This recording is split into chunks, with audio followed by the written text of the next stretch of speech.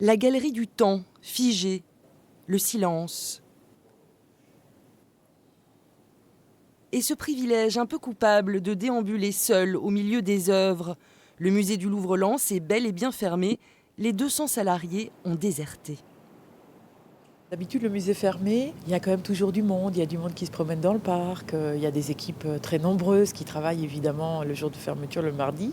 Là, cette fois, il est vraiment vide, à l'exception d'une équipe minimale qui lui permet de continuer à respirer pendant cette période. Oui, ça fait un drôle d'effet. C'est une ambiance particulière. La directrice nous emmène dans les coulisses de Soleil Noir. L'exposition temporaire devait ouvrir au public le 25 mars. Un peu partout, des échafaudages abandonnés, des toiles recouvertes d'un voile. Ambiance apocalyptique. Alors Marianne, on a le sentiment d'une expo qui a été abandonnée, tout le monde s'est enfui, c'est un peu ça? Alors non, c'est un peu le contraire en fait. C'est vraiment une exposition qu'on a essayé de porter le plus loin qu'on a pu la porter. Donc on a arrêté le montage lundi soir, la mort dans l'âme évidemment. Et donc effectivement, ce que vous découvrez aujourd'hui, c'est un chantier de montage en cours. Il manque une petite semaine de travail pour que l'exposition soit achevée. À l'honneur, le noir. Un hasard en cette période sombre. Couleur du deuil inquiétante, couleur de l'élégance, de l'infini, elle inspire les artistes depuis la nuit des temps.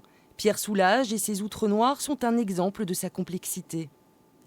Soleil noir, c'est un oxymore, comme on dit. Ça peut paraître totalement opposé, le soleil, la lumière et le noir. Et pourtant, l'exposition montre que finalement, l'un ne va jamais sans l'autre. Et que le noir a été de tout temps un objet de contradiction, un objet de paradoxe, un objet d'opposition.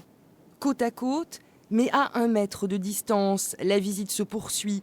Un espace confortable finalement pour contempler, pour se plonger dans nos peintures favorites, dans les eaux noires de cette toile de l'américain Harrison. En fait, le noir, on le découvre parfois à des endroits où on n'imagine pas le trouver. Oui, j'aime cette œuvre parce que je la trouve extrêmement étrange pour cette confusion de l'espace et pour ce sentiment prégnant dont finalement l'œuvre d'ailleurs porte le titre qui est la solitude.